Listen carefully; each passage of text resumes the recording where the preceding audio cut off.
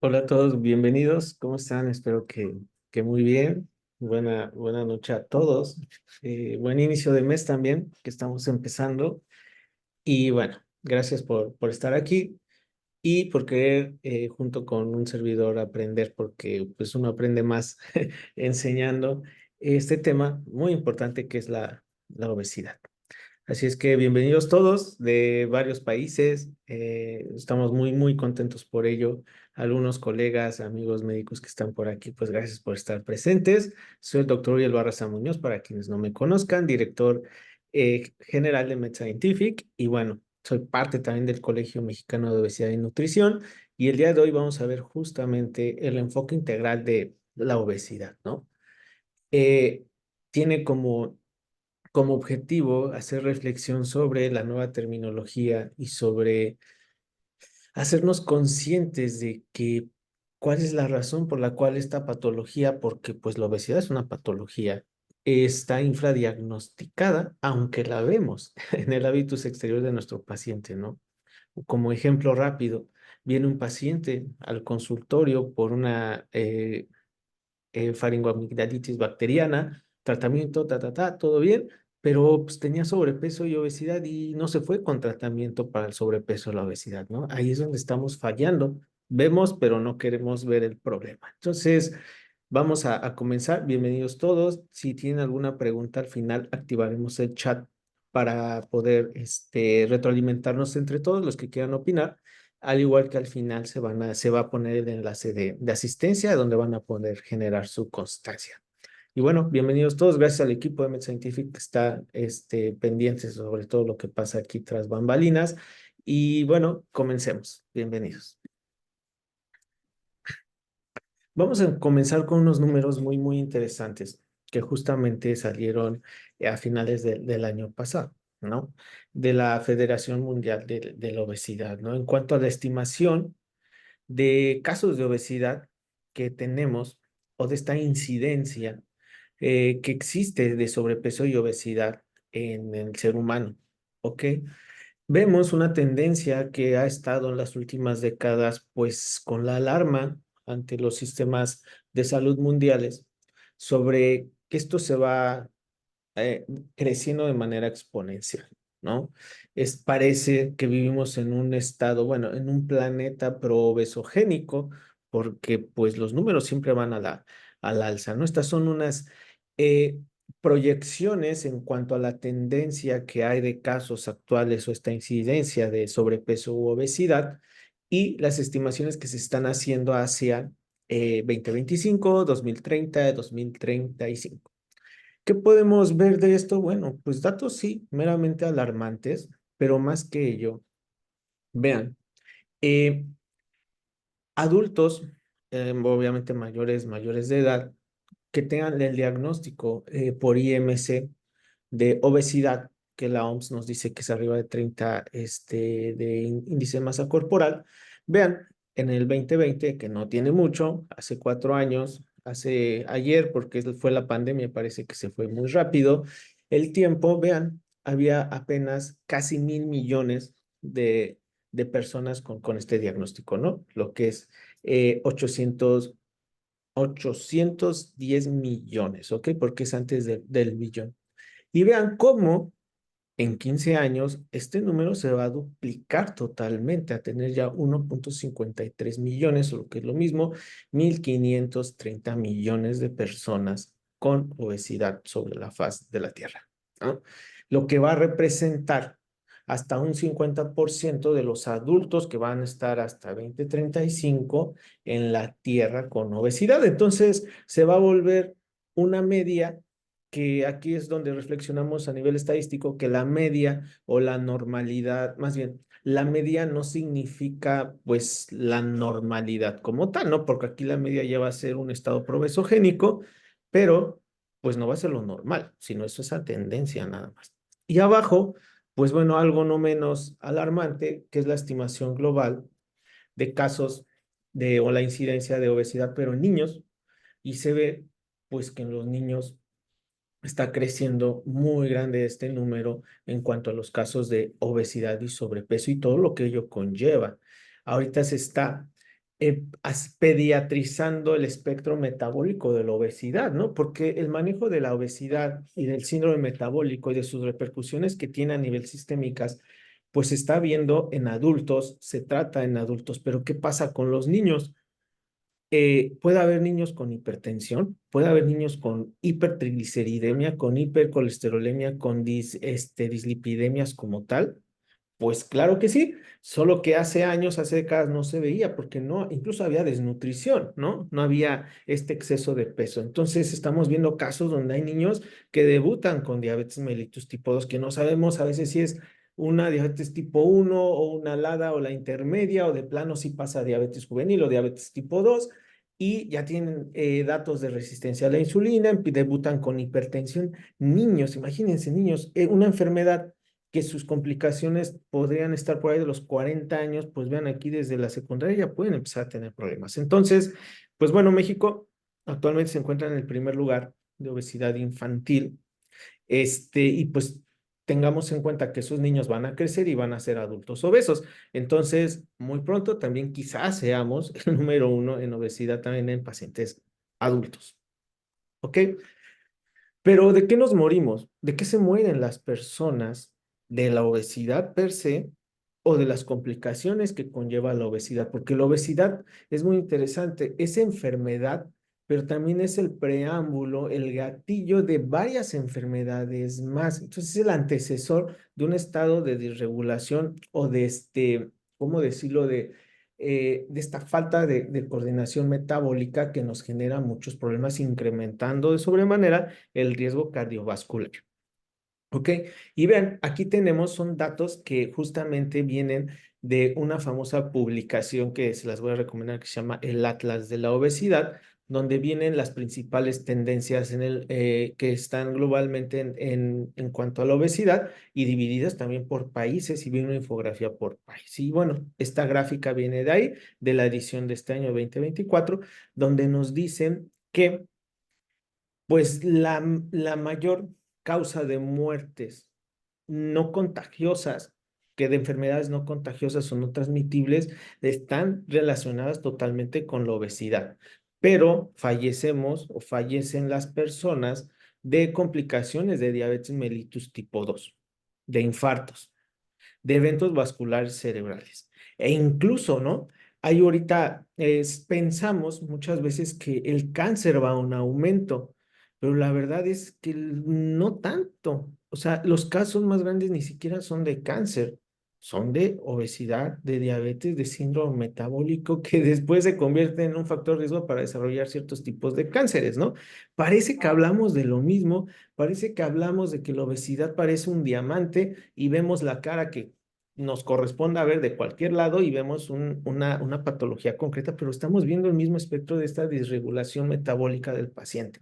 Entonces, vean, aquí está representado por regiones continentales básicamente y vemos que la región de las Américas, donde se encuentra nuestro país, está con este color como, no sé qué color sea, como color melón, color entre naranja, y nos encontramos en los puntos más altos en cuanto a los casos de que las personas fallezcan de diabetes mellitus tipo 2, evidentemente de sus complicaciones, ¿no? Enfermedad renal crónica, o incluso una falla multisistémica, que se mueran de sepsis por complicaciones, o las complicaciones agudas propiamente de la diabetes mellitus tipo 2, el cetoacidosis, hiperosmolar o incluso hipoglucemias, ¿no? Que también cuentan como una urgencia metabólica de la diabetes mellitus tipo 2.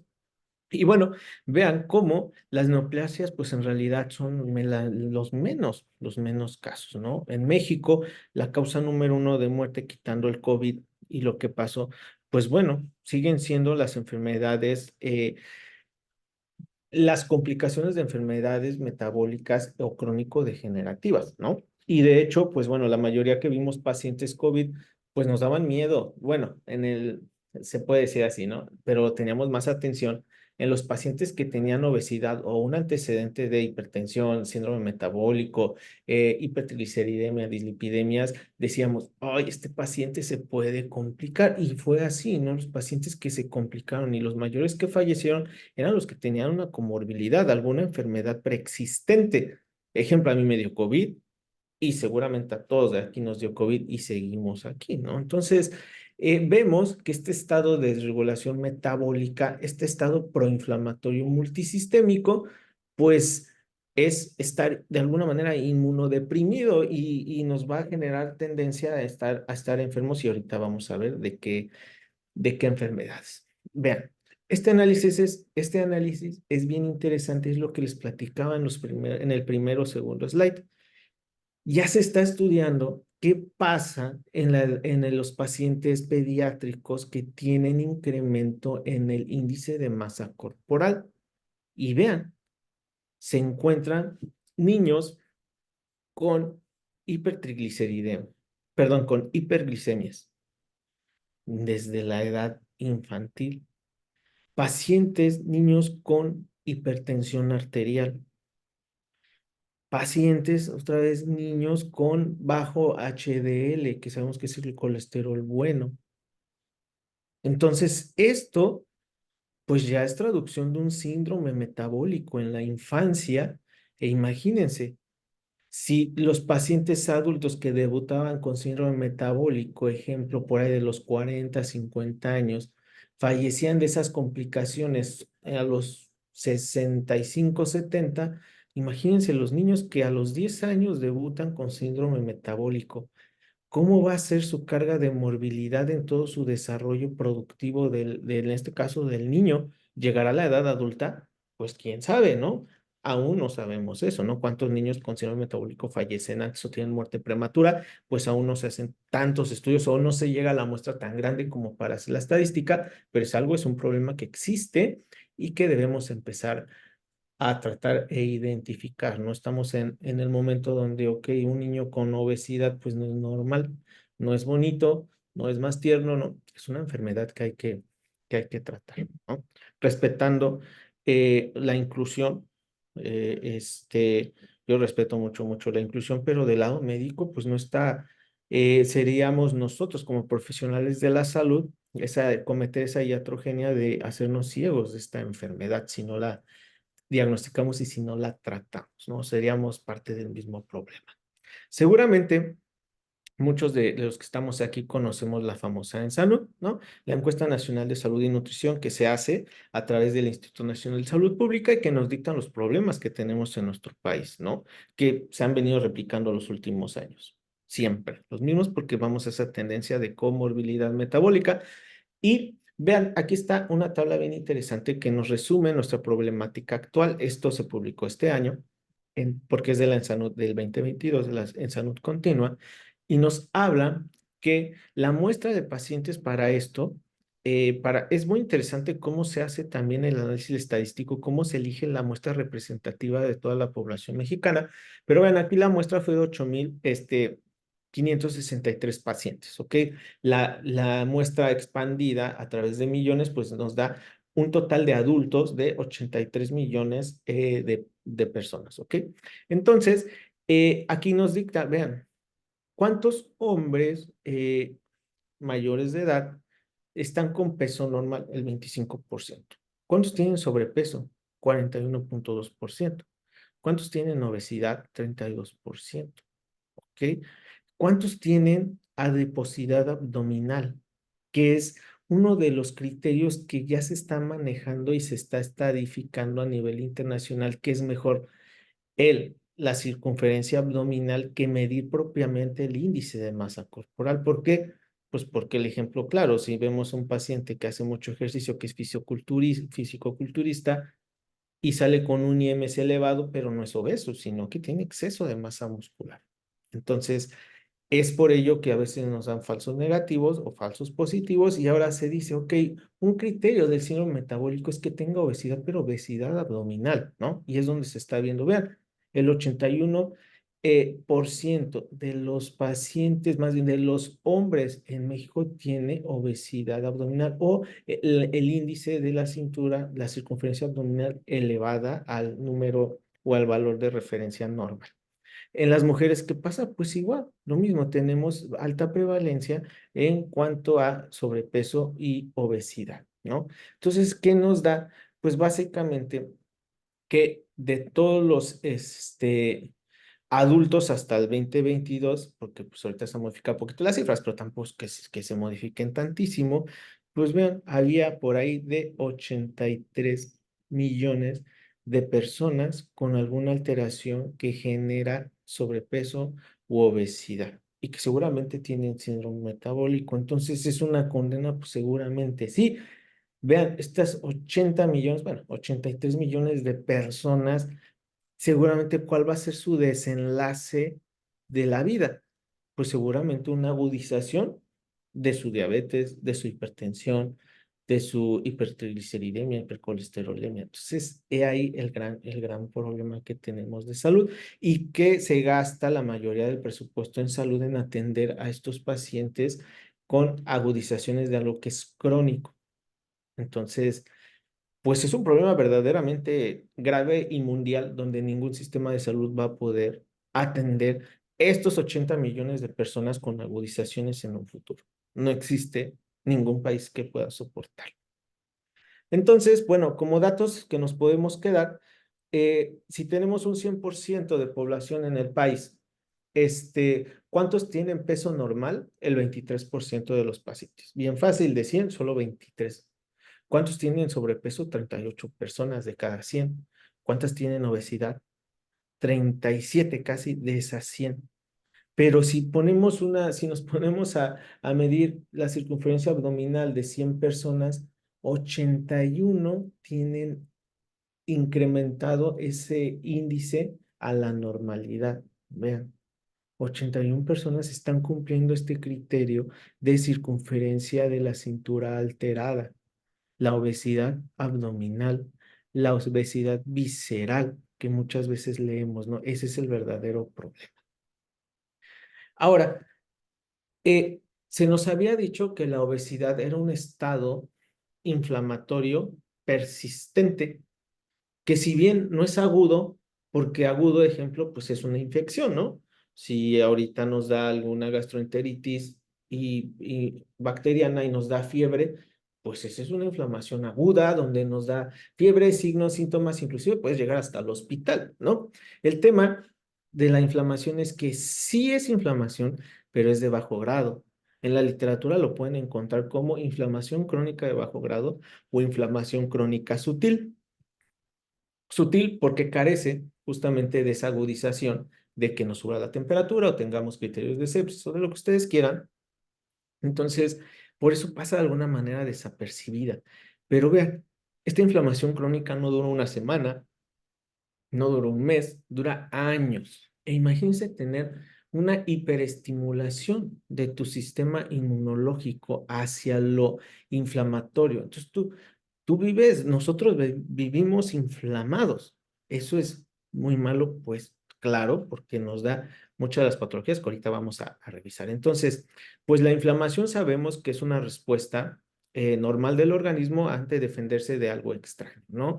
Crónico, pues es algo que en este caso, pues puede ser de meses a años, ¿no? Para que se diga que es crónico en estados de obesidad y de bajo grado, pues justamente que no nos da esos criterios de agudización que nos hacen irnos al hospital o darnos algún tratamiento agudo. También actualmente se está empezando a cambiar el nombre a metainflamación, que es lo mismo, inflamación crónica de bajo grado o inflamación crónica sutil, es lo mismo que metainflamación. ¿Ok? Ahora, ¿a qué se asocia esta metainflamación? Bueno, a enfermedades no transmisibles que son relacionadas o que tienen tendencia a la cronicidad, ¿ok? Estamos a un punto donde en unos años, quizá, espero, que el término de enfermedades crónico-degenerativas se cambie a enfermedades con tendencia a la cronicidad, porque les pongo un ejemplo. Ahorita yo tengo obesidad, bueno, no tengo, pero imagínense que tuviera, ojalá que no, este, me voy a morir de obesidad. Pues no, ¿qué tal si me hago una cirugía bariátrica o qué tal si hago mucho ejercicio y todo y ya no vuelvo a tener obesidad?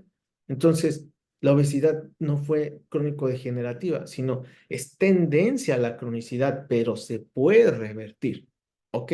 Entonces, por eso hay términos que muchos van a empezar a cambiar en estas décadas. ¿Y a qué se asocia estas metainflamación o esta inflamación crónica de bajo grado? Pues evidentemente a estas enfermedades que tienden a la cronicidad, como lo son la obesidad, la diabetes mellitus tipo 2, las dislipidemias, la hipertensión arterial, sarcopenia también, y incluso unos tipos de cánceres. Esto que está aquí en amarillo son los criterios del síndrome metabólico. E incluso, vean, por ejemplo, la sarcopenia está a punto de entrar y en algunos artículos y referencias ya lo ponen como criterio de síndrome metabólico. Incluso vamos a tocar en un segundo el tema de obesidad sarcopénica, ¿no? Y también puede entrar como criterio de síndrome metabólico el estado hiperuricémico del paciente, el ácido úrico elevado también. Entonces, pero bueno, para no hacerlo más extenso esto, eh, ¿cómo podemos diagnosticar un síndrome metabólico? Bueno, las guías internacionales y los consensos que se hacen nos dicen, el criterio más grande debe ser la obesidad, pero una obesidad abdominal. Más uno de estos otros criterios te da a síndrome metabólico e incrementa de sobremanera el riesgo cardiovascular, morir a los 5 a los 10 años de un infarto o de un EBC o de un stroke. Entonces, eso es el síndrome metabólico. Les digo, obesidad abdominal más diabetes o obesidad abdominal más dislipidemia o hipertensión arterial. Los puristas nos dicen que no es así, que son tres de estos más la obesidad abdominal, pero pues no nos vamos a esperar a decirle que es síndrome metabólico hasta que tenga todas, ¿no? Ya empieza a tratar, ¿no? Yo creo que nos conviene más así la terminología. Y bueno, ¿cómo se supo que pues el estar con sobrepeso y obesidad era un estado proinflamatorio? Pues bueno, se hacen estudios a nivel sérico y vemos que hay citocinas, interleucinas, proteínas o las famosos reactantes de fase aguda que ahora se llaman biomarcadores de respuesta inflamatoria, pues que están elevados. Entonces, sí se puede demostrar que en un paciente con sobrepeso asintomático, pues sí tiene a nivel sérico sobreexpresión de un estado proinflamatorio multisistémico. Y vean, como les explico a veces a mis alumnos, si tenemos un estado o interleucinas, citocinas proinflamatorias en la sangre a dónde va, pues absolutamente a todos los órganos y sistemas. Entonces le estamos dando sangre a nuestros órganos, pero sangre inflamada. Entonces, por eso ahora se sabe que está muy relacionado, por ejemplo, el sobrepeso con la enfermedad de Alzheimer, con el Parkinson, con la depresión. ¿Por qué? Pues porque dicen, ahora vemos las enfermedades como triadas o como duales, ¿no? Generalmente un estado depresivo va acompañado de sobrepeso o de una alteración en la microbiota intestinal, ¿no? Entonces ya estamos encontrando esos engranes que nos faltaban al sistema para entender cómo evolucionan las enfermedades. Ahora, ¿cuál es el principal factor modificador de este estado proinflamatorio o antiinflamatorio que podamos tener? Pues bueno, por excelencia va a ser la alimentación. ¿Por qué? Pues porque es el paso número uno para nosotros tener la energía para poder vivir, pues necesitamos gas, bueno, necesitamos gasolina, ¿no? Que en este caso, pues es la alimentación a través de las calorías y de lo que comamos nosotros. Entonces, si ponemos dos grupos hay muchas dietas y yo no soy especialista, no soy nutricionista, pero si dividimos las dietas principales, podemos dividirlas en dos, en una dieta antiinflamatoria y en una dieta proinflamatoria. ¿Cómo se caracteriza una dieta antiinflamatoria? Bueno, que es grande en proporción en vegetales, en frutas, en algunos granos, pero no jugos. Los jugos tache y no están tan recomendados, sino todo el zumo o toda la fibra de la fruta con moderada carnes blancas y con muy bajas carnes rojas. ¿Ok? Esa es una dieta antiinflamatoria y la podemos ver en las famosas dietas basadas en plantas, en la dieta mediterránea. De hecho, pues se conoce que esas dos, la basada en plantas y la mediterránea, deberían de ser las tendencias de la alimentación mundial para que sea antiinflamatoria y poco a poco vayamos descendiendo esa inflamación sistémica sutil o metainflamación. Del lado contrario, una dieta proinflamatoria que pues a todos yo creo que ahorita, si hubiéramos puesto imágenes un poco más realistas, les diría, pues, ¿cuáles se les antoja más ahorita? esta imagen de arriba o la de abajo, pues seguramente y hasta a mí se me antoja más la de abajo. ¿Por qué? Pues porque ya es más fácil tener acceso a la fast food. Ya en cualquier tienda venden pizzas instantáneas, sopas instantáneas, bebidas hipercalóricas, este, eh, papas, galletas, todo lo que tiene exceso de grasas, exceso de azúcares, exceso de sodio. Y hay algo bien interesante. Muchas veces pensamos vamos a imaginarnos un paciente con hipertensión. Le decimos, no coma tanta sal. ¿Por qué? Pues porque la sal genera volumen, expande el volumen plasmático, ¿no? Porque retenemos agua. Este, pero ¿cuánta es la sal que debemos comer al día como permitible, ¿no? Y nos dicen, pues son 2 gramos, inclusive hasta 3 gramos al día. Y si pesamos esos 3 gramos, pues la verdad sí es mucho. Yo no le echo esos 3 gramos a la comida. Es mucho, o sea, pero ¿saben cuál es el problema? La mayoría, es más, todos los productos que venden en el supermercado que son procesados, ejemplo, los embutidos, tienen muchísimo más de 2 gramos de azúcar por porción. Entonces, si nosotros nos comemos, no sé, mm, el día de hoy va a haber hot dogs, nos comemos 1 o 2 salchichas, ahí hay más de 2 gramos de sal. Entonces, a veces no contamos la sal que contienen ya los productos elaborados y ese es el gran problema. El problema no es la sal de mesa como tal, sino los productos ultraprocesados que tienen un montoncísimo de sodio. Y eso, bueno, lo comprendí hace como un mes, en realidad esto. Y vean, esta dieta proinflamatoria, pues es una dieta occidental, una dieta americana, pero pues ya igual es una dieta mexicana. Esto es muy común ya verlo en México, ¿no? Y bueno, ahora, vean, hay un metaanálisis muy interesante ya que se publicó justo hace 10 años, vean, hace 10 años ya se estaba haciendo la investigación de este estado proinflamatorio multisistémico persistente generado por la obesidad y sus repercusiones que tenían. Ya se sabía que había una dieta antiinflamatoria, una dieta proinflamatoria. Y vean, este metaanálisis que vemos aquí, que pues las citas se las pongo en el correo si quieren para que lo chequen, nos hablan que de 17 ensayos clínicos con 2.300 pacientes, se vio que los biomarcadores de respuesta inflamatoria, lo que antes se llamaban reactantes de fase aguda, estaban elevados en un paciente con sobrepeso y en un paciente con obesidad. ¿Ok? ¿Cuál principalmente? Pues la proteína C reactiva, ahora tenemos la ultrasensible y la interleucina por excelencia proinflamatoria es la 6. Ella es el gatillo de la respuesta inflamatoria y de la expresión de proteínas de inflamación a través del hígado. Es decir, si tenemos expresada la interleucina 6, la capta el hígado y el hígado va a producir todos los biomarcadores de respuesta inflamatoria. Entonces es la más mala. ¿Tenemos interleucinas antiinflamatorias? Sí, la por excelencia es la 10. Ahora, nos hablan que el ver nada más a la dieta, es decir, a la alimentación, como el único factor proobesogénico está mal. Debemos de ver los patrones alimentarios del paciente. ¿Qué come? ¿A qué horas come? ¿Cuántas veces come al día? ¿En qué cantidad y de qué calidad? Y además, ¿qué grupos de alimentos está combinando para hacer su desayuno, su comida y su cena? Entonces, ahora nos hablan que debemos enfocarnos en los patrones alimenticios en su conjunto, no solo en sus cuestiones individuales, ¿no? Y bien, hay algo bien interesante. Se sabe que hay un índice, bueno, nos dicen los expertos en nutrición metabólica, nos dicen que hay un índice inflamatorio dietético ajustado por energía. Pues bien interesante, ¿no? Donde se pueden evaluar hasta 45 elementos de una dieta básica y te pueden generar alteración en 6 marcadores, tanto inflamatorios como proinflamatorios. Por eso se dividen a las dietas en dietas proinflamatorias, en dietas antiinflamatorias, ¿ok?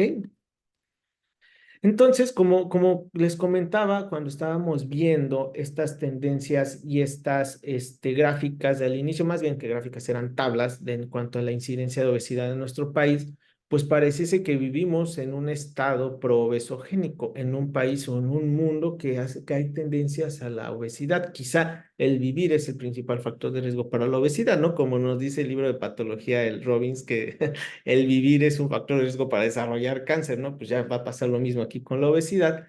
Pero ¿qué incluye ese estado proobesogénico? Bueno, el paso número uno, pues es la hiperingesta calórica, que sea mayor a tu gasto energético, derivado de cuánto hace de ejercicio el paciente, la actividad física aeróbica, ¿no? O si el paciente está en sedentarismo, que puede ser un sedentarismo anatómico, que por alguna razón anatómica no puede hacer ejercicio el paciente, o si sea sedentario como tal, como nos pasó a muchos en la pandemia, la ingesta calórica en exceso y hábitos poco saludables, porque el fumar también es malo, es estado proobesogénico, el tomar alcohol también, incluso imagínense, tomar alcohol te puede causar enfermedad hepática alcohólica y la obesidad te puede generar hígado graso asociado a disfunción metabólica, lo que antes se llamaba hígado graso no alcohólico. Entonces ahora, pobre hígado, tiene los dos factores ahí bien feo y seguramente ahí sí va a poder desarrollar un adenocarcinoma o insuficiencia hepática fulminante, ¿no? Qué triste es todo esto, pero así es. Entonces, aquí en esta imagen me gustó porque nos ponen en el centro a lo que no debemos de comer. Los ultraprocesados, y hay en todos lados. El jamón cuenta como ultraprocesado. El queso envasado, es el queso de supermercado cuenta como ultraprocesado. Este, ¿Qué más? Los cereales, las papas del mercado, todo lo que venga embotellado o lo que venga enlatado, pues ya está ultraprocesado y es lo que debemos de no comer, ¿ok? Y vean, nos habla que no solo es la calidad de los alimentos, es decir, yo sé y todos sabemos que el comer, ejemplo, unos panquecitos que tienen mucha mantequilla, pues es malo per se. ¿Por qué? Pues porque es hipercalórico y son puros carbohidratos. Pero imagínense, no sabemos con qué químicos están hechos, con qué aditivos están hechos, y esto es lo que igual nos está matando, ¿ok? El no saber leer la información nutrimental, los famosos sellos que yo creo que están mal diseñados, pero pues muy pocas personas en realidad ven en el supermercado que está leyendo la información nutrimental. Entonces, además que este estado provesogénico general del ambiente, pues vean, también está dado por la contaminación ambiental. Hay estudios bien interesantes que están saliendo de esta hiperplastificación de los productos, cómo ya podemos encontrar en membranas celulares humanas microplásticos o nanoplásticos, que es totalmente desconocido aún para la fisiología humana. Es decir, cómo funciona el organismo o las células de una persona que todo lo envuelve en plásticos, lo calientan en microondas con plásticos. ¿Va a haber una alteración en los receptores? Pues seguramente sí, pero aún la ciencia no hemos estudiado eso, pero es un hecho de que todo está plastificado. Y les digo todos porque seguramente todos, al igual que yo, tenemos una botella con agua aquí de plástico, ¿ok? Todo esto tiene repercusión directa en la microbiota intestinal. ¿Por qué? Porque el factor número uno de la modificación o de la expresión de la microbiota intestinal, pues es la alimentación. Les decía ayer tuvimos una charla, una clase muy interesante con la Facultad de Medicina de la Universidad Nacional de Colombia y estábamos platicando justo de que a veces se nos olvida que las bacterias de la microbiota intestinal pues están vivas, necesitan comer, desechan cosas y ¿qué comen? Pues lo que nosotros les demos de comer, ¿no? Ahí sí somos responsables directos, de alguna manera, de nuestro estado de la microbiota intestinal, porque las bacterias, y bueno, los hongos que tenemos, algunos protozoarios, algunos virus, bueno, muchísimos virus que conforman también la microbiota intestinal, se alimentan de lo que nosotros ingerimos. Entonces va a haber, directamente proporcional a nuestra dieta, nuestra eubiosis o disbiosis de la microbiota intestinal y que produzca Nosotros, bueno, las bacterias cuando comen, pues tienen un metabolismo interno y producen metabolitos que decimos que son metabolitos de desecho, pero en realidad, pues no generalmente son de desecho, que pueden ser buenos para la salud, de ahí el gran estudio de los probióticos, o malos para la salud. ¿Ok? Depende de la calidad de la alimentación. Entonces, hay un tema también que debemos de tener ya, si no entendido, porque pues igual no crean que me lo sé de memoria, pues no, pero sí que nos debe de sonar. ¿Ok? Y siempre pongo el ejemplo de cuando yo estuve estudiando histología, no llevo mucho que salí de la escuela, yo no me acuerdo, llevé histología en el 2015, en mi primer semestre de medicina, y cuando leí el libro, yo en histología el Fingéneser decía que el tejido adipocítico pues era de sostén, de termorregulación, de aislamiento entre órganos y órganos, le daban mucha énfasis al papel de volumen y al papel mecánico de este tejido adipocítico. Pero ahora sabemos que cada adipocito es una célula que tiene un núcleo y que cada adipocito es una glándula metabólica que puede expresarse ese adipocito a un adipocito normal o un adipocito aberrante o lo que se llama un adipocito disfuncional. ¿Esto cómo lo sabemos? Pues vean, este esquema donde son dos seres humanos diferentes con normopeso y un paciente con obesidad. Vean, la, la localización anatómica del tejido adipocítico pues es diferente en cuanto a obesidad y en cuanto a un ser humano normal. Vean, lo importante es esto, la obesidad abdominal o la obesidad visceral que nos genera enfermedades que tienden a la cronicidad. ¿Ok? Pero ¿qué pasa esto? Vean, cómo un adipocito, o sea, una célula aislada puede ser una glándula metabólica, pues aquí está justamente este esquema que está bien interesante y que es una referencia bibliográfica mexicana. Nos habla que este adipocito, pues su principal función es almacenar energía, pero a veces hay más energía de la que se necesita y entonces pues el adipocito se hace más grande. Incluso hay hipertrofia del tejido adipocítico y también multiplicación de las células adipocíticas, ¿no? Que hacen que este adipocito cambie a fenotipo proinflamatorio o a lo que se llama un adipocito blanco disfuncional, donde va a expresar, vean, todas estas mediadores bioquímicos proinflamatorios. Vean nada más para leerles un poco. Incrementa la leptina, incrementa la resistina, incrementa la interleucina 1, la 6, el factor de necrosis tumoral alfa, incrementa las moléculas de adhesión, la proteína C reactiva, las inmunoglobulinas, las citocinas y la expresión de linfocitos. Disminuye todo lo que es antiinflamatorio, interleucina 10, el factor de crecimiento beta, interleucina 4, 13 va para abajo, adiponectina abajo. Vean, entonces, todo esto es producido por un adipocito. Entonces, claro que cada adipocito es una glándula endocrina. ¿Ok?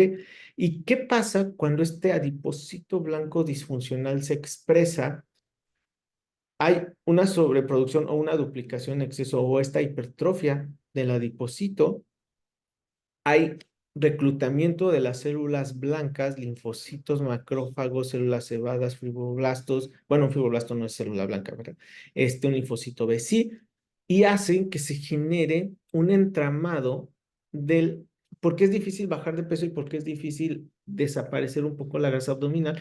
Pues porque resulta que el tejido adipocítico disfuncional, hay infiltración de células proinflamatorias y empiezan a generar una fibrosis y ahora esos adipocitos están amarrados con algo tan duro que por eso es difícil también perder peso, porque puede generar fibrosis y hay estudios donde nos hablan de cómo la expresión protrombótica y de todos los factores de coagulación en justamente la fibrosis del tejido adipocítico. Esto es un círculo vicioso bien feo. Entonces, ¿cómo se resume todos estos estados proinflamatorios? Pues en esta metainflamación, la inflamación crónica de bajo grado que nos puede generar el síndrome metabólico y lo que ya revisamos que contiene el síndrome metabólico. Pero no termina el asunto ahí. Ahora ya nos estamos metiendo a estudiar la parte biológica y la parte sutil de cómo funciona una célula. Al final de cuentas, nuestra célula animal es nuestro modelo anatómico microscópico y también funciona, también come, también tiene metabolismo y resulta que pues también tiene un ritmo cronobiológico en el cual funciona cada tipo de célula. Eso pues es lógico, ¿por qué? Pues porque vivimos en la Tierra, giramos alrededor del Sol, existen los ciclos luz-oscuridad y estos patrones de luz y oscuridad nos dan los ritmos circadianos, que corresponde a 24 horas por ahí de 11 minutos a nivel celular. Eso es lo que dura un día celular, 24 horas por ahí de 11 minutos. Y la célula, como nosotros, también tenemos picos de serotonina, picos de noradrenalina o picos de melatonina, por ejemplo, cuando se empieza a dar sueño, pues el adipocito y todas las células también tienen fluctuaciones metabólicas internas que hacen que cumplan diferentes tareas a nivel celular. Entonces, vean, resulta que el adipocito también tiene un comportamiento cronológico a la hora del día diferente, es decir, no siempre el adipocito está haciendo lipólisis, no siempre está haciendo termogénesis, no siempre se está haciendo la adipogénesis, ¿no? Es conforme avanza el uso horario. ¿Por qué? Pues porque nuestros genes CMOL, CCLOC, perdón, se llaman BIMOL, los PER, también están en los adipocitos, entonces corresponden a un ritmo cronobiológico y de expresión de la célula. Ay, muy interesante, ¿no? Y vean, entonces, lo interesante y lo padre de este tema sería, y lo fácil, porque pues no, por eso no es fácil, lo fácil sería que el adipocito solo se fuera al abdomen, solo generara esa grasa visceral afuera de los órganos y sistemas, y pues ahí se quedaría. Pero no, el adipocito tiene la capacidad de infiltrar otros tipos de parénquima, otros tipos de órganos. Y el ejemplo por excelencia, pues es la enfermedad de hígado graso no alcohólica, que ya les digo que se llama enfermedad hepática asociada a disfunción metabólica o hígado graso asociado a disfunción metabólica, donde hay infiltración de adipocitos y te empieza a generar este fenómeno vicioso en que el hígado ahora puede tornarse a una fibrosis y a una insuficiencia hepática por esta esteatosis hepática, es decir, el que tengamos grasa dentro del hígado, ¿no? Y genera lipotoxicidad, genera inflamación. Vean, lo que repasamos del adipocito blanco disfuncional y que nos genera un estado proinflamatorio multisistémico, también pasa adentro del hígado. Esa inflamación está aquí también. Entonces se vuelve en una inflamación local y multisistémica al mismo tiempo. Por eso es un gran problema el sobrepeso y la obesidad. Ahora, hay algo bien padre. Vean, aquí seguramente encontrarán un término que a lo mejor muchos de ustedes no han escuchado, que es el páncreas graso. Si hay hígado graso, ¿puede haber páncreas graso? Pues la respuesta es sí. Se han hecho estudios y de hecho hay unos alumnos de la Universidad Veracruzana que un día me buscaron y dijeron, queremos ver si existe, como usted nos dice, infiltración de adipocitos en el páncreas y si lo encontramos, nos dieron chance de agarrar páncreas que tenían en los estudios de patología de pacientes obesos y si había infiltración grasa en el páncreas. Y va a lo mismo, ¿no? Aquí les pongo un ejemplo bien fácil. La diabetes mellitus tipo 1 nos dicen que es una enfermedad, una enfermedad propiamente metabólica y propiamente inmunológica derivada de la expresión de ciertos anticuerpos, ¿no? Alrededor del acino y del islote de Langerhans. Ok. Y a eso le llaman perinsulinitis. Pero ya nos dimos cuenta que justamente esta perinsulinitis también puede pasar alrededor de un acino normal. Entonces, en un paciente con diabetes mellitus tipo 2, ¿qué le genera esa perinsulinitis? Pues el adipocito disfuncional. Entonces, está postulando que una de las causas de diabetes mellitus tipo 2 sea el páncreas graso, que nos va a generar resistencia a la insulina, hiperglicemia y pues debutar a diabetes mellitus tipo 2, ¿no? Y todo lo que esto conlleva. Entonces vean cómo hay una expresión multisistémica de un estado obesogénico a nivel multisistémico. Y vean, ahora nos podemos agregar justamente la disbiosis de la microbiota intestinal como respuesta a esta hiperingesta calórica. Cada vez se vuelve esto como que más grande, ¿no? Entonces, vamos a la parte 2. Este fue el preámbulo que entendamos el espectro inflamatorio de la obesidad. Y ahora vamos a redefinir la obesidad, ¿no? ¿Cuáles son estos nuevos términos? ¿Cuáles son estas nuevas definiciones de la obesidad? Y vean, la Organización Mundial de la Salud nos dice que la obesidad es una acumulación anormal o excesiva de la grasa que puede ser perjudicial a la salud. Eso nos dice la Organización Mundial de la Salud. Ahora, por ejemplo, esta definición que me gusta mucho y la conocí hace como 3 años de la Asociación de Medicina para la Obesidad en Estados Unidos nos hablan. Vean, es una enfermedad neuroconductual crónica recurrente multifactorial en que hay un aumento de la grasa corporal, lo que promueve a la disfunción del tejido adiposo, a fuerzas físicas anormales de la masa grasa que resultan consecuencias metabólicas, biomecánicas y psicosociales adversas a la salud. Si nos aprendemos esta definición, ya nos va a dar miedo hablar de obesidad, porque ya saben que esto pasa con la obesidad. Y me puse a investigar, dije, a ver si nuestra guía de práctica clínica mexicana, ¿qué definición tiene de obesidad? Yo, sorpresa, sí tiene esta. Su edición, creo que la más nueva sí fue esta de 2018, del diagnóstico del tratamiento de sobrepeso y la obesidad que nos da la CENETEC. Sí viene esta definición como obesidad. Yo no sé por qué en las escuelas no se nos enseña este término como debe de ser. Y puse en negritas lo que nos debe de hacer clic, ¿no? Enfermedad neuroconductual crónica. Nos habla entonces, hay enfermedades psicológicas, psiquiátricas derivadas de la obesidad. Pues sí, entonces ya nos dice, ok, el paciente con obesidad también lo tiene que ver un psicólogo y un psiquiatra. Pues la respuesta es sí, ¿ok? Vean, y vamos un poquito a desmenuzar estas definiciones que vimos de aquí en negrito. Vemos una enfermedad neuroconductual crónica. Se sabe que las vías neurohormonales se encuentran en disfunción o desregulación en pacientes que tienen sobrepeso u obesidad. Y la mayoría de pacientes que debutan con depresión o ansiedad, un 60-70% tienen sobrepeso. Entonces ahora se sabe que no va a veces la ansiedad y la depresión solita, van también con un estado proinflamatorio multisistémico, ¿ok? Es recurrente totalmente. La obesidad nos dicen que es una enfermedad crónico-degenerativa, y pues no necesariamente es recurrente por el ejemplo que les dije hace rato. Yo ahorita tengo obesidad, tengo, imagínense, ojalá que no, pero arriba de 35 de IMC, ¿no?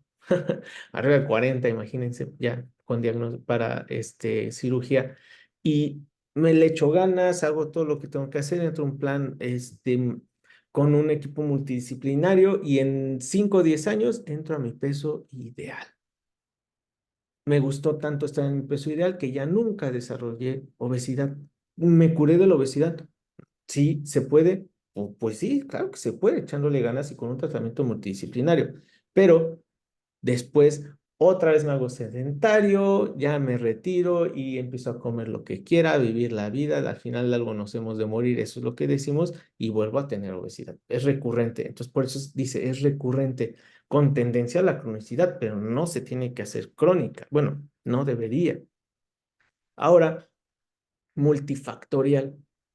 ¿Por qué se dice que es multifactorial la obesidad? Bueno, hicimos una revisión justamente para uno de los primeros libros de obesidad en México que se llama El manejo clínico de la obesidad, que se presentó en el Congreso Nacional de Medicina Interna en Mérida, perdón, en Cancún en diciembre del año pasado. Y de autoría del doctor César Ochoa, quien es parte de nuestro equipo académico y nuestro asesor científico, y, hicimos una revisión de las causas potenciales de la obesidad, es decir, las etiologías que nos marcan los diferentes grupos de investigación y encontramos 17. Hay aspectos genéticos que pueden dar obesidad. Una alteración en la vía de la leptina melaconcortina también nos puede dar obesidad. La obesidad hipotalámica, que es un tema bien interesante de un eje neuropsiquiátrico hacia la obesidad. Cuestiones de epigenética, el sedentarismo, la ingesta hipercalórica, lo que ahora vamos a ver en un curso que vamos a tener de obesidad de la programación metabólica fetal. Si la mamá gestante tiene síndrome metabólico, ya está programando al bebé para que tenga síndrome metabólico en su infancia y en su adultez. Influencias postnatales, un sueño insuficiente. Ahora se sabe que la calidad del sueño es básica para la salud del ser humano. Las drogas, condiciones médicas preexistentes. Hay alteraciones o hay enfermedades que pueden generar un estado obesogénico, ¿no? Pero no es tanto así. Le pregunté un día a una endocrinóloga en el Instituto Nacional de Ciencias Médicas y Nutrición, Salvador Subirán, y le dije, ¿qué tan cierto es que si estoy enfermo de la tiroides, puedo ser obeso? Y dice, no, es que eso es falso. Si tienes un hipotiroidismo, puedes subir 2 3 kilos, no puedes subir 30. O sea, eso es un mito muy malo que se ha hecho. No te puede dar obesidad nada más por la tiroides. Eso es falso. Dice, suben 5 kilos, pero no suben 20 30. ¿Ok? Este, el estatus socioeconómico se está viendo y justo en el Atlas de Obesidad y en la Encuesta Nacional de Salud viene que entre menos sea el ingreso pues evidentemente de dinero a las familias, la calidad de alimentación es peor y hay más obesos con ingresos menores a lo que debería que pacientes o familias que tienen un ingreso mayor y que va directamente relacionado actualmente al estado educativo del paciente o de las familias. Se ve que en familias donde los papás son profesionistas y los hijos van avanzando en su academia, hay menos obesidad. ¿Por qué? Porque van más al gimnasio, porque toman suplementos, porque se hacen check-ups. Entonces sí va directamente relacionado un poco a la educación y al estatus socioeconómico. Acuérdense que estos son tendencias, no son leyes, ¿no? Porque no es una ley general así. El estrés psicosocial, las influencias sociales que nos pueden generar obesidad, productos químicos, lo que hablamos de los aditivos, de los contaminantes, de cómo están hechos nuestros alimentos. Y hay algo bien interesante de los disruptores endocrinos, que es un tema muy bueno de endocrinología para la obesidad. Y ahora lo que nos encanta hablar, la microbiota intestinal como un estado probesogénico. Si se encuentra en disbiosis, nos puede generar obesidad. Entonces, vean, 17 causas potenciales para la obesidad. Por eso es difícil tratarla, porque debemos de hacer un check-up de cuáles cumple nuestro paciente y darles tratamiento específico a cada uno de ellos y en grupo para que el tratamiento de la obesidad sea efectivo. Disfunción del tejido adiposo. Ya vimos un solo slide de cómo se modifica un adipocito a un adipocito blanco disfuncional y ya no la creemos porque en la definición de esta nueva la obesidad, pues sí viene disfunción del tejido adiposo. Estas fuerzas físicas anormales, al final de cuentas, genera un peso excesivo en las articulaciones del paciente. ¿Ok? En las rodillas, en los talones y muchas veces genera discapacidad. La obesidad genera discapacidad. Entonces, por ello, cuando tenemos un paciente, nos enfrentamos con un paciente o tenemos un paciente con obesidad, no tenemos que decirle nada más a ejercicios, debemos ver qué tipo de ejercicio tiene que hacer. No lo vamos a mandar a correr si tiene alteraciones en las articulaciones. Por ello también en el equipo multidisciplinario de la atención del paciente con obesidad debe haber un fisioterapeuta. ¿Ok? Entonces, hay un estudio interesante y que justo la guía de práctica clínica en México para la obesidad nos dicen por qué muchas veces se fracasa en el tratamiento de la obesidad.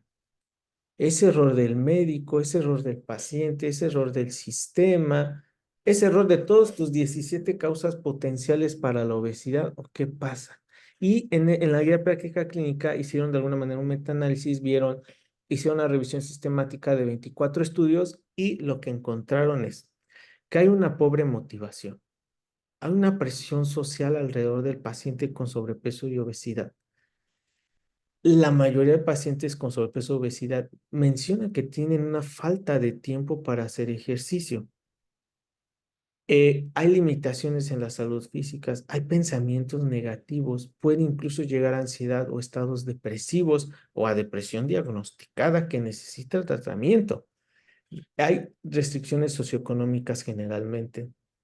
Hay pobre conocimiento de la enfermedad y también no disfrutan el ejercicio. Lo vemos a veces como una carga extra y nos da mucha flojera.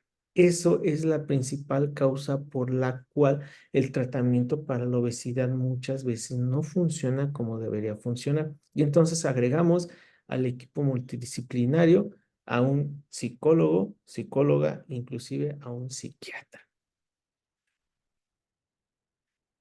Ahora también podemos hablar muy poquito, porque esto nos da como para un semestre de pura clase de obesidad, que hay diferentes patrones de obesidad. Nos hablan que hay una heterogeneidad de obesidades, subtipos de la obesidad. Vean, hay obesos metabólicamente sanos. Hay una obesidad metabólicamente anormal. Hay pacientes con peso normal, pero con obesidad metabólica. También hay obesidad sarcopénica. Entonces, si el mundo de la obesidad solito, sin estos subgrupos o subtipos, es complejo, es muy integrador, tienes que meterte a cardiología, medicina interna al mismo tiempo, psiquiatría y como que amarrar los conceptos, pues vean, ahora hay 4 subtipos de la obesidad, pues ahora más. Por ello, sí debe haber una especialización desde el pregrado en temas de este tipo de obesidad y de diabetes, porque es lo que más vemos en la consulta. Entonces, como actualmente nos dictan las principales guías internacionales, por ejemplo, para diabetes, nos dicen, el tratamiento, sí, es multidisciplinario, pero debe ser personalizado y enfocado en el paciente. Cada tratamiento es diferente, no hay una receta para todos. Y debemos de entender al ser humano en sus 4 esferas, ¿no? Bio, psicosocial y espiritual, y ver dónde podemos generar esos cambios, darnos cuenta que es un ser vivo, que es un ser pensante, es un Homo sapiens como ustedes, tiene pensamientos, tiene sueños, tiene frustración, tiene todo. Entonces, debemos verlo como un individuo igual a nosotros, ¿no? Entonces, a esta multifactorialidad de la obesidad en cuanto a su etiología, que ya vimos que son más de 16 posibles causas, debemos de reconocer que nos causan estas metabolopatías, este síndrome metabólico, estas repercusiones biomecánicas, estas consecuencias psicológicas y psiquiátricas que repercuten en la calidad de vida del paciente y en su expectativa de vida. Nuestra medicina actual está enfocada y mucha de la investigación actual ya está enfocada en incrementar la calidad de vida, porque les pongo un ejemplo. Tengo a 2 pacientes. Un paciente que tiene 80 años, pero que ahorita está hospitalizado por un, un estado hiperosmolar hiperglicémico y que pasó hasta la terapia intensiva, pero tiene 80 años. Y acá hay un paciente que tuvo un accidente y falleció a los 50 años, pero era sano. Entonces aquí es cuando vemos, es mejor vivir mucho tiempo enfermo o vivir sano pero pues bueno, no sabes cuándo vas a morir, ¿no? Entonces, ahora lo que trata de hacer las políticas de salud global y la medicina, la salud pública es tratar de nivelar la calidad de vida con la expectativa de vida que estén en niveles iguales para que vivamos 80, 90 o 100 años. Hay estudios que dicen que nuestro cuerpo, nuestros genes están preparados para vivir 130 años. Entonces, imagínense, este, deberíamos de vivir más años, pero sanos. o enfermos. Y ese es el gran reto, tan solo de la obesidad. Imagínense las demás enfermedades. Entonces, como resumen, es nuestro paciente debe tener un enfoque multidisciplinar, pero personalizado. Y bueno, muy pronto tendremos en México nuestro primer libro del manejo clínico de la obesidad, que es un estudio básicamente de Latinoamérica. Esto está interesante, ¿no? Y para generar un poquito de conciencia, ¿qué tan ciertas son las guías de la ADA para diabetes si no se hicieron en población mexicana? Está hecho en población de Estados Unidos. ¿Qué tanto es replicable para Latinoamérica? Entonces, se están abriendo espacios y grupos de investigación en Latinoamérica para tener nuestras propias guías, nuestra propia literatura que nos funcione aquí, porque aquí están los pacientes, ¿no? Y uno de ellos es este libro que, bueno, de autoría de nuestro coordinador científico y que por ahí tuve el honor de hacer dos capítulos donde nos hablan de esto, del manejo de un equipo multidisciplinario para que el manejo sea totalmente efectivo en nuestros pacientes. Y bueno, espero que no nos hayamos aburrido de tantos conceptos y que nos demos cuenta que el estado proinflamatorio multisistémico es lo que nos está matando y que lo más fácil es lo más difícil. ¿Cómo se acabaría la obesidad? Pues dejando de comer mal. Parece fácil, pero vean, es lo que nos está matando. Ahí está el gran reto. Y bueno, esperando que les haya gustado, voy a abrir el chat si hay alguna pregunta. Listo. Y hay alguien con la mano arriba. Iván Nolasco, te damos la palabra.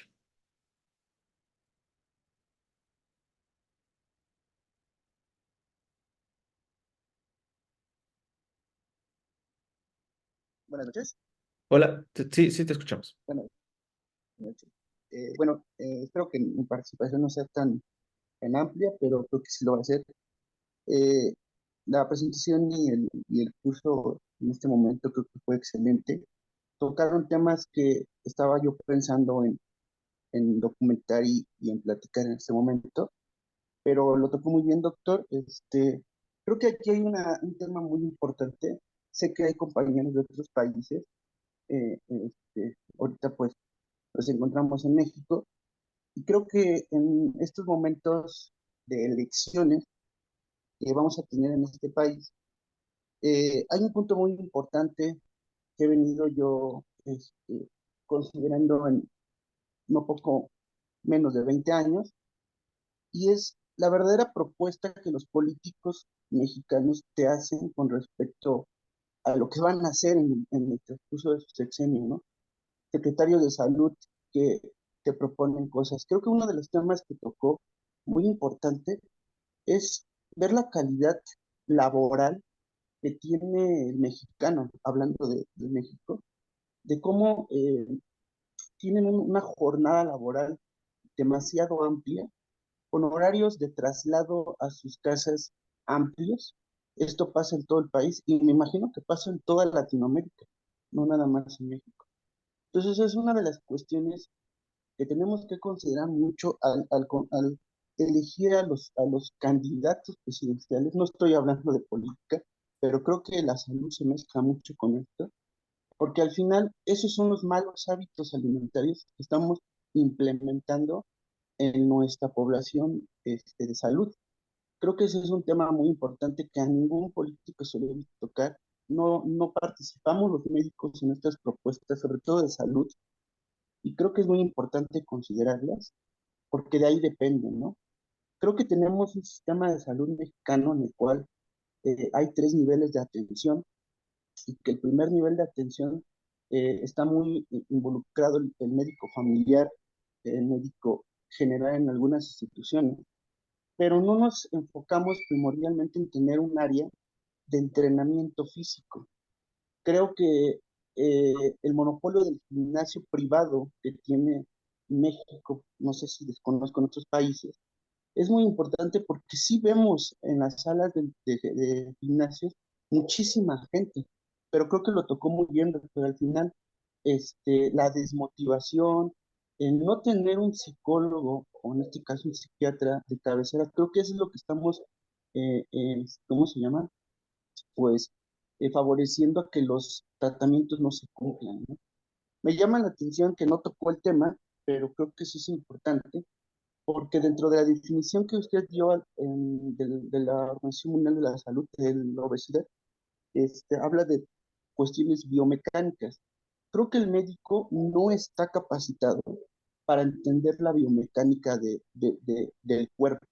Es un área de la medicina que en algunos casos lo toca rehabilitación, evidentemente terapia física sí lo toca, pero es tan complejo este término de biomecánica que creo que no lo estamos entendiendo bien. Y aquí es mi propuesta que siempre he tratado de dar desde hace un par de años. ¿Por qué mencionar que el fisioterapeuta solo es el que tiene que dominar el ejercicio? Creo que el médico no está capacitado para ver el ejercicio, lo recomendamos, lo prescribimos, pero de una forma muy básica. En Estados Unidos hay posgrados de que el médico familiar incluso se adiestra en la prescripción del ejercicio, pero está dentro de un área donde hay equipos de gimnasio o de entrenamiento. Y yo en México, por lo menos, y me consta que en otros países también lo he visto, no se genera un personal de la salud que esté capacitado, hablando del médico, porque me cabe claro que el fisioterapeuta es el más indicado, y en otros países la figura de la kinesiología también implica mucho esto, pero el médico debería estar más involucrado en esto. Creo que hablar de multidisciplinario es muy importante, pero al final el médico se rezaga mucho en ese sentido de decir, ¿cómo vamos a manejar el ejercicio? El ejercicio es tan complejo que lo hacemos ver tan fácil, pero no lo es realmente.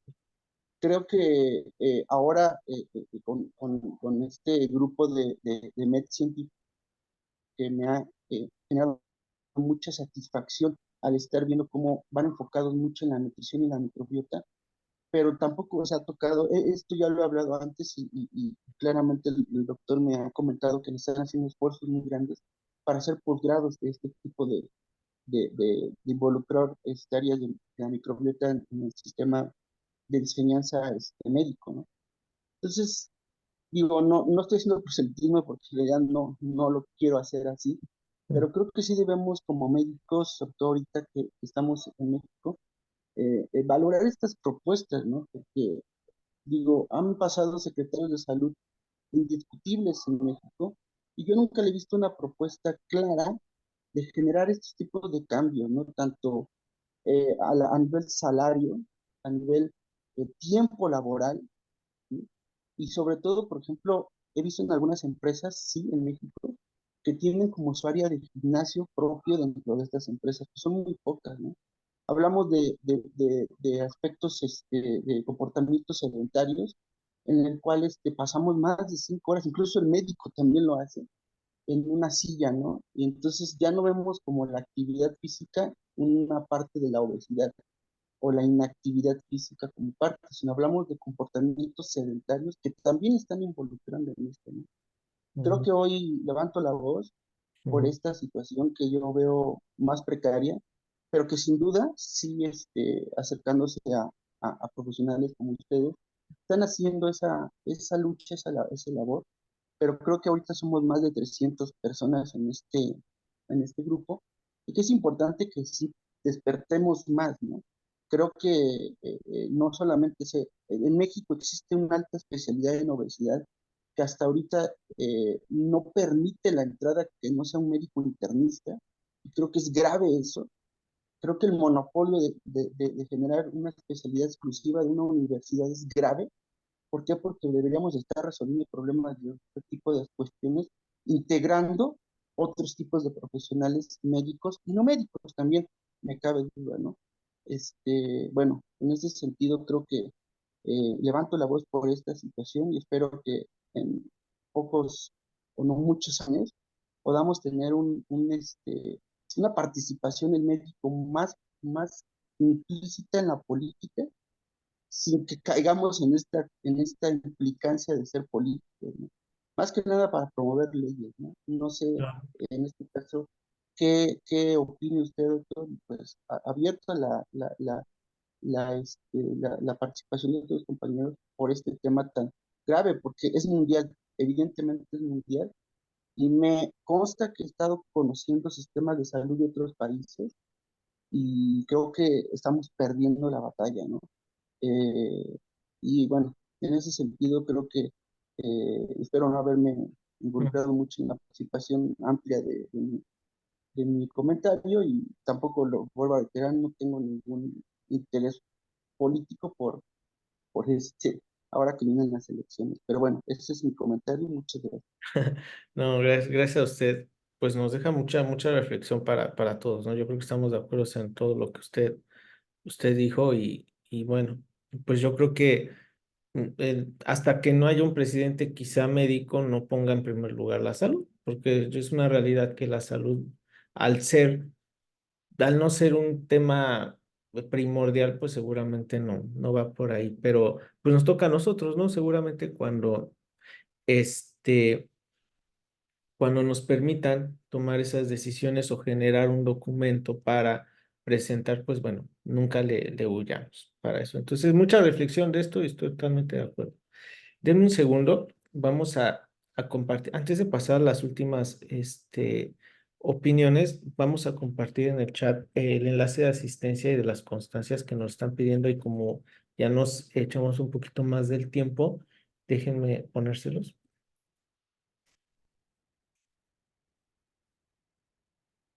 Un segundo.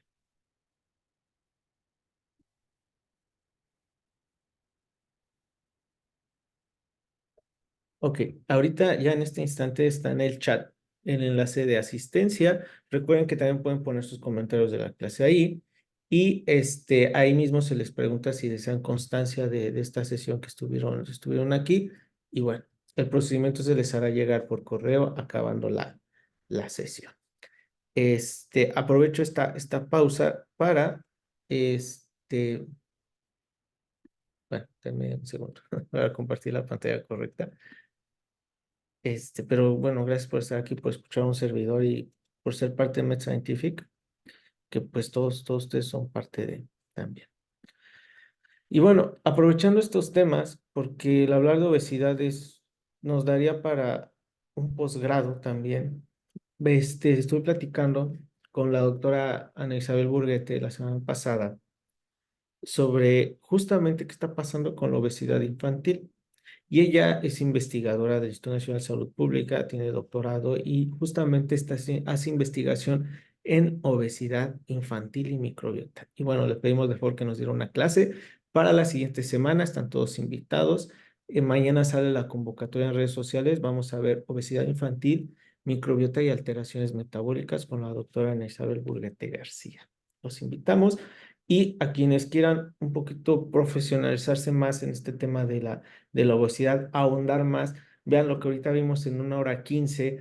Tenemos un plan académico que sale el día de hoy, que dura 10 horas de este tipo de conceptos y los invitamos a todos. Es un ciclo científico de obesidad con las actualidades. Vamos a hablar de la evaluación inicial del paciente con obesidad, cómo inicia la toma de decisiones en el consultorio en el primer contacto del paciente con sobrepeso y obesidad. Vamos a ver esto de la programación metabólica fetal en la obesidad materna y la gestación. Vamos a ver qué fármacos tenemos en México para el manejo de la obesidad. También el manejo nutricional del paciente con sobrepeso y obesidad. El manejo quirúrgico de la obesidad y también qué hay de el estudio de la microbiota, los prebióticos, probióticos, simbióticos, posbióticos como coadyuvante en el tratamiento de la obesidad. Esta información ya se encuentra en este momento en nuestras redes sociales y se les va a mandar por mail a todos los asistentes por si nos gustan acompañar a este programa de obesidad que vamos a tener en este ciclo de temas de obesidad.